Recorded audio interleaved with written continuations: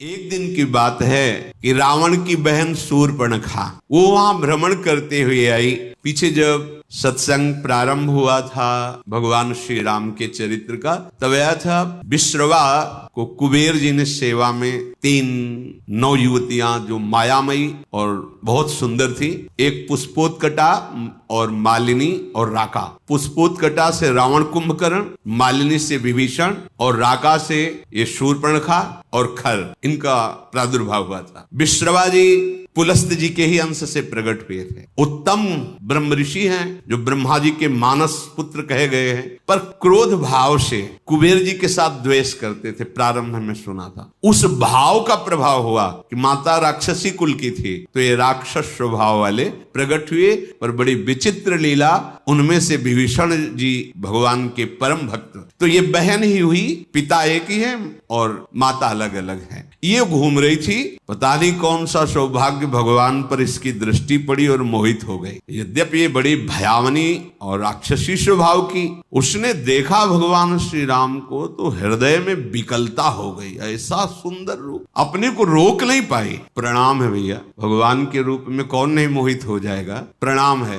पर भाव कुछ दूसरा है इसका, और आंतरिक। जैसे प्रेम तो गोपी जनों ने भी किया और प्रेम मथुरा की कुब्जा ने भी किया, पर जय जयकार कुब्जा की नहीं, गोपी जनों। श्री कृष्ण सुखार्थ निष्काम प्रेम गोपी जनों के हृदय में है। और थोड़ा तो इसलिए श्री शुकाचार्य जी ने तो उसके लिए दुर्भगा शब्द का भी प्रयोग किया है कुब्जा के लिए। गोपी जनों की चरण रज तो बड़े बड़े महापुरुष बंधन करते हैं। प्रभु के रूप को देखकर कामाशक्त हो गई, वैसे फिर भी प्रणाम करने लगा योग्य है। कोई ऐसा है ही नहीं, जब काम स्वयं काम से युक्त हो जाए प्रभु को देख के, कोटि काम के मन को मोहित करने वाले प्रभु का रूप है। पर कुछ भाव कुछ दूसरा है। इसके पति का नाम विद्युत जुहा है। ये काल के राक्षस का प्रधानमंत्री है। रावण ने जब आक्रमण किया तो विद्युत जुहा ने, प्रधानमंत्री था, उसने कहा कि तुम्हारी जो ये इच्छा है कि संपूर्ण ऋषि मुनियों को नष्ट किया जाए और राक्षसी राज्य हो, इसमें हम सहयोग नहीं करेंगे। ये शूर्पणखा का पति था विद्युत जुहा। उसकी कोई आज्ञा का उल्लंघन कर दे बर्दाश्त नहीं था, तो रावण ने मार डाला था उसी दिन। अब जब पति को भी मार डाला तो उसके आगे किसका बस क्या है। तो रही थी अपने भाई खर के समीप ही पंचवटी में, पर सोच रही थी कभी ऐसा अवसर आएगा तो तेरा विनाश मेरे द्वारा ही होगा। तूने मेरे पति को मारा। वो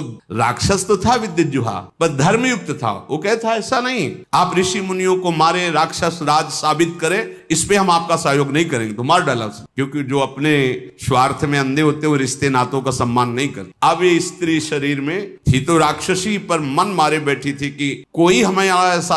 अब खर, दूषण, तीसरा, ये सब अनुगामी थे रावण के, रावण की आज्ञा पे चलते थे। तो सोचा कि अगर इनसे भी जरा बोलेंगे तो हमें मार डालेंगे। रावण का विरोध कोई कर दे ऐसा है ही नहीं। त्रिभुवन में कोई नहीं था कि उसके खिलाफ कोई बोल सके। अंदर ही अंदर सोच रही कभी तो अवसर मिलेगा, जीवन व्यतीत करूंगी, लेकिन जिस दिन अवसर मिलेगा इसका नाश करवाऊंगी। आज अजान बाहु भगवान को देखकर उसको और सुना था कि इन्होंने ही शुभाहो आदि काम, मारीच को एक बाण मारा था तो बिना फण का 400 कोस दूर गिरा था, 100 योजन दूर गिरा था। ताड़का का वध किया, विराध का वध किया। उसको पता था, समझ गई कि कोई साधारण बलि ताड़का को नहीं मार सकता था, शुभाह को नहीं मार सकता था, विराध को नहीं मार सकता था। इसका मतलब है महाबली हैं। एक बार इनसे मिल के देखती तो प्रभु से कह रही तुम सम पुरुष, क्योंकि आपने भी निश्चय किया है निश्चरहीन मह करूं भुज उठाए प्रणकीन। और मेरा भी आंतरिक निश्चय है कि इसको बर्बाद करके छोड़ूंगी जिसने हमारे सुहाग को उजाड़ा है। पर बोल नहीं सकती। सुंदर रूप धारण किया और भगवान के सामने गई और मुस्कुरा कर बोली तुम सम पुरुष नमो सम नारी, यह संजोग विधि रचा बिचारी। आपके जैसा पुरुष नहीं, मेरी जैसी नारी नहीं, बड़ा सुंदर संजोग है, स्वीकार कर लो महाराज। मम अनुरूप पुरुष जग माही, देखूं खोजी लोक तिहु नाही। ताते अब लगी रहूं कुमारी, मनुमाना कछु तुम ही निहारी। मेरे लायक तो आप ही हो, तीनों लोक में कोई नहीं है मेरी जोड़ का कि रावण का विनाश का संकल्प कर सके। आपने भी किया है और मैंने भी किया है। बड़ी गूढ़ भाषा है। वैसे अब तक मैं कुमारी हूँ, किसी का वर्ण नहीं किया, आप हमें स्वीकार कर लीजिए। तुमको देखकर मन मान गया है। भगवान सीता जी की तरफ देखे हुए मुस्कुरा दिए। सीत ही चित ही कही प्रभु बाता, जैसे तुम कुमारी हो ना, आहै कुमार मोर लघु भ्राता। हमारे पास तो सीता जी, ये कुमार हमारे लघु भ्राता लखनलाल, इनके पास जाओ, इनसे बात करो। ओ गई लक्ष्मण रिपु भगनी जानी, प्रभु बिलो की बोले मृदुबानी। सुंदरी सुन मैं इनकर दासा, पराधीन नहीं तोर सुपासा। प्रभु समर्थ कौशलपुर राजा, जो कछु करही इन्हीं सब छाजा। सुंदरी, मैं तो प्रभु का दास हूं, पराधीन हूं, मेरे द्वारा तुम्हें कभी सुख नहीं मिल सकता। एक कौशल नरेश भगवान श्री राम है, इनको सब कुछ फबता है। आप इन्हीं के चरण शरण में जाएं, क्योंकि सिद्धांत है सेवक सुख चाह मान भिखारी। व्यसनी धन शुभ गति व्यभिचारी। लोभी जसु चाह चार गुमानी। नभ दुहि दूध चहत ये प्राणी। सेवक होकर के अपने सुख की चाह करे, भिक्षुक धर्म स्वीकार करके सम्मान की चाह करे, जुआ शराब व्यभिचार करने वाला धन और शुभ गति चाहे, कभी नहीं प्राप्त हो सकता। लोभी पुरुष अपना यश चाहे, अभिमानी पुरुष अर्थ धर्म काम मोक्ष चाहे, ये सब प्राणी आकाश को दूह कर दूध लेना चाहते हैं, अर्थात असंभव को संभव करना चाहते हैं। वो प्रभु के पास गए, प्रभु ने फिर लक्ष्मण जी के पास दे, लक्ष्मण जी ने फिर प्रभु के पास भेजा, प्रभु ने फिर लक्ष्मण जी के पास भेजा। लक्ष्मण जी ने कहा कि तुमको वही भरेगा जिसके एक इतनी भी लज्जा नहीं होगी। लक्ष्मण जी ने कहा, लक्ष्मण कहा तोई सो बरई, जो तृण तोरी लाज परिहरई। जिसने तृण तोड़ कर लाज का त्याग कर दिया, तेरी जैसे को वही वरण करेगा। अब तो सुंदर रूप त्याग कर आ गई शूर्पणखा के रूप में, भयानक रूप। तब खिसियानी राम पही गई, रूप भयंकर प्रगटत भई। सीत ही सभय देखी रघुराई, कहा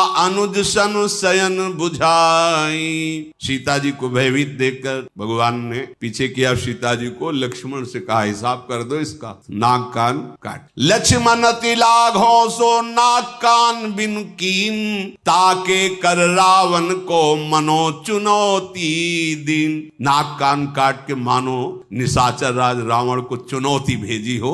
लक्ष्मण जी ने शूर्पणखा को नाक कान रहित कर दिया। अब तो जब नाक कान कटा तो ऐसा लग रहा था जैसे गेरू के पहाड़ से पानी का धारा गिर रहा हो, ऐसे खून बहने लगा। नाक कान बिनु भई बिकरारा, जनु स्रव शैल गेरू के धारा। खर दूषण पही गई बिल पाता, धिग धिग तव पौरुष बल भ्राता।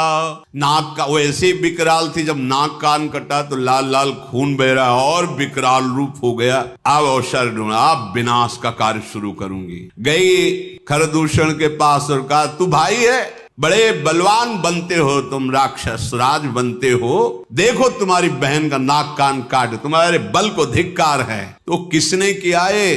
तब समझा कर बताया, पास में आए हैं एक राजकुमार जिनके साथ बहुत सुंदर स्त्री और दूसरे राजकुमार गोरे और इतने बलशाली कि तुम उनके सामने कुछ नहीं हो। देखो तुम्हारी बहन का नाक कान काट लिया। अब तो तुरंत आदेश किया, तो जैसे काजल के पर्वत पंख धर के उड़ रहे हो, ऐसे ऐसे भयानक राक्षस अपने असली सब रूपों में युद्ध की तैयारी की।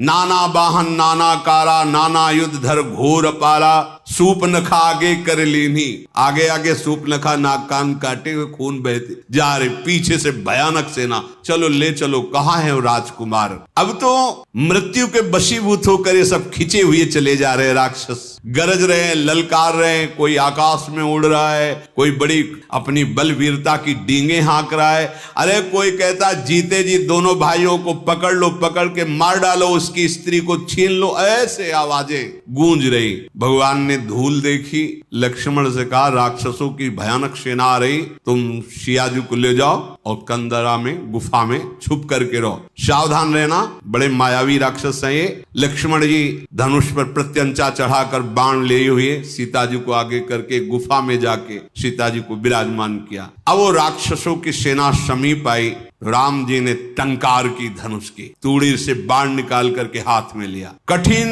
टंकार सुनते ही कांप गए सारे राक्षस। सारंग धनुष की टंकार भगवान का ये दिव्यास्त्र है। अपने केश पासों को चूड़ा के रूप में, अपने पीतांबर को कमर में कसा, आई गए बगमेल, धरहु धरहु धावत सुभट, जथा बिलो की अकेल, बाल रवि घेरत दनुज। पकड़ो पकड़ो, मारो मारो, ऐसा कहते हुए खरदूषण तीसरा पूरी सेना सब नजदीक आ गई। जैसे बाल सूर्य जब उदय होते हैं तो मंदेह नाम के दैत्य मानो घेर लिए हो, ऐसे भगवान को चारों तरफ से घेर लिया। भगवान ऐसे मंद मुस्कुराए सबकी तरफ दे, ये पहला बाण है। जी भी मुस्कुराए तो जो सब धनुष बाण और सब अस्त्र लिए थे ना, सबके नीचे हो गए। देखते रहे, इतने सुंदर राक्षस है, मारने आए, देख रहे। खरदूषण ने देखा कि यहाँ तो मारने आए थे, यहाँ तो सब लुट रहे। भगवान को जब देखा तो उसने कहा मंत्री से कि मेरी बात इनसे कहो, कोई ऐसा आज तक मैंने देखा नहीं जैसा इनको देखा है। नाग असुर सुर नर मुनि जेते, देखे जीते हते हम केते, पर हम भरी जन्म सुनो सब भाई, देखी नहीं है सुंदरता। इतना सुंदर रूप तो हमने कहीं नहीं देखा। सुनो, यद्यपि इन्होंने हमारी बहन को कुरूप किया, पर इनको मारेंगे नहीं, बहुत सुंदर। देखो ये बात, भगवान के रूप को देखकर घोर निशाचरों के हृदय में भी प्रेम का स्फुरण हो रहा है। यद्यपि भगिनी कीन कुरूपा, बधलायक नहीं पुरुष अनुपा। जाओ अच्छा इनसे कह दो अपनी पत्नी को जो छुपा के रखा है हमें दे दो, हमारा बदला हो जाएगा। तुमने हमारी बहन के नाक कान काटे, तुम अपनी पत्नी, और जाओ आराम से, निर्भय हो जाओ, तुम्हें कोई नहीं मारेगा, तुम बहुत सुंदर हो। मंत्री से कहा जाके कह दो, मेरा कथन जाके उनको सुनाओ। दूत ने जाके भगवान श्री राम जी से कहा तो भगवान मुस्कुरा करके बोले, देखो तुम जानते नहीं हो हम क्षत्रिय राजकुमार हैं, तुम्हारे जैसे पशुओं का वध करना हमारा शिकार खेलना होता है। हम क्षत्रिय मृगया बन करही, तुमसे खल मृग खोजत फिरही।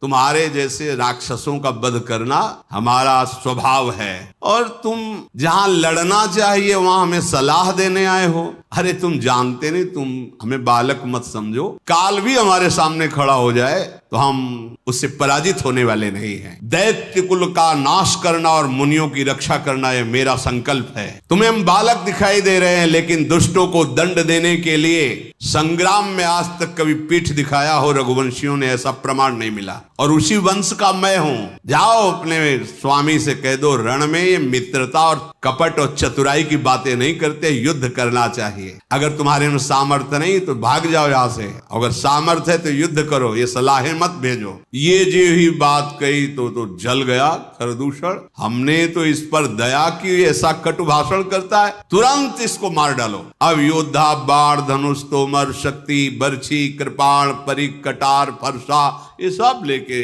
राक्षस दौड़ पड़े, बड़े भयानक। सावधान होई धाये, जान सबल आराती, लागे बरसन राम पर अस्त्र शस्त्र बहुभांति, तिनके आयुध तिलसम करि काटे रघुबीर, तानि सरासन श्रवण लगी पुनि छाड़े निज तीर। भगवान ने अपने दिव्यास्त्र के द्वारा जितने राक्षसों के अस्त्र थे सबको काट दिया, और बहुत खींच करके जोर से बाण का संधान करके, बाण ऐसे फुफकारते हुए अमोघ बाण भगवान के हैं, कोई ऐसा नहीं बच रहा जो सामने खड़ा हो सके। कुछ कटते जा रहे हैं कई कई जगह से। जब बड़े बड़े निशाचर देखते भागना शुरू किया सामने से। जब भाग रहे तो खरदूषण लौट करके आवाज दिया, अगर कोई आप पीठ दिखाकर भागा तो मैं उसे मारूंगा। युद्ध में अकेले हैं और इनसे सब पीठ दिखा, आज तक न जाने कितने वीरों को मार के खा गए, मुनियों को खा गए, ये भी मुनि वेश में। इनको तुम पीठ दिखा रहे हो। कुपित जान करके कि हमारा जब स्वामी ही कुपित, फिर लौटे आए, प्रभु कितनी शीघ्र बाण चढ़ाते हैं, संधान करते हैं, किसी को पता भी नहीं चलता। किसी की छाती, किसी का सिर, किसी का भुजा, किसी का हाथ पैर कट कट करके गिरने लगे। पहाड़ के समान राक्षस, तो वहां रक्त की धारा बह रही है, हाहाकार मच गया। अब भगवान ने एक बाण ऐसा संधान किया कि सबको सामने वाला राम दिखाई दे रहा है। और वो पूरी भीड़ में राक्षसों की एक बाण सम्मोहन ऐसा कि सामने वाला राम, वो उसको काट रहा, उसको वो राम दिखाई दे रहे, वो उसको आप सही में राम राम कहीं तनु तजहि पावहि पद निर्वाण करि उपाय रिपु मारे छन मह कृपा निधान। ये राम, वो ये राम। और कहा जा रहे हैं सब भगवान के धाम पहुंच रहे हैं, क्योंकि अंतिम में राम दर्शन और मुख से नाम, यही बड़े बड़े ऋषि जन मांगते, जो ऋषियों को भी नहीं मिलता। वो घोर राक्षसों को भगवान जब अवतार लेते हैं तब वो लाभ प्राप्त हो जाता है। हर्षित बरसई सुमन सुर बाजहि गगन निशान स्तुति करी करी सब चले शोभित विविध विमान। देवता कर पुष्पों की वर्षा करते हैं। रघुनाथ जी ने इन पर विजय प्राप्त की। लक्ष्मण जी सीता जी को लेके आए, प्रसन्नता हुई। सीता जी श्री राम जी के उस रूप को देख रहे हैं, भ्रकुटी चढ़ी हुई, धनुष पर बाण संधान करते हुए जैसे वैसे ही जब स्वरूप को देखा, नेत्र अघा नहीं रहे ऐसे अपने प्रीतम के रूप को देखकर। भगवान पंचवटी में विराजमान हैं, मुनिजन आकर बैठते हैं, भगवत चर्चा होती है। आगे आगे तो चली थी सूर्पनखा, जब भगवान के सामने आई तो सबसे पीछे पहुंच गई थी। जब सब सुहा हो गए, देखा इधर का काम पेट। अब वो वहां से गई लंका में और सभा में जाकर के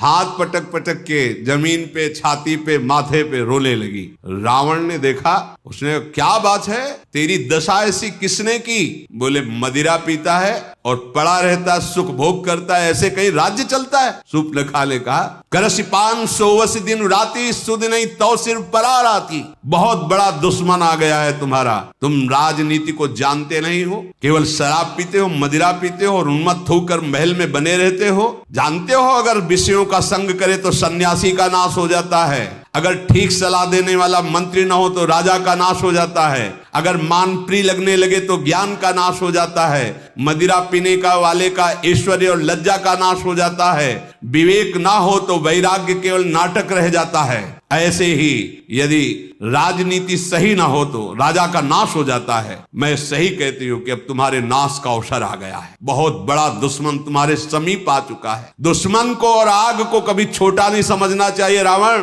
तू अपने अभिमान में है और सभा में तेरे जैसे भाई के होते हुए मेरी नाक कान काट ली गई। ऐसे चिल्ला चिल्ला तेरे जीते जी मेरी ऐसी दशा। सारी सभा खड़ी हो गई क्रोध से।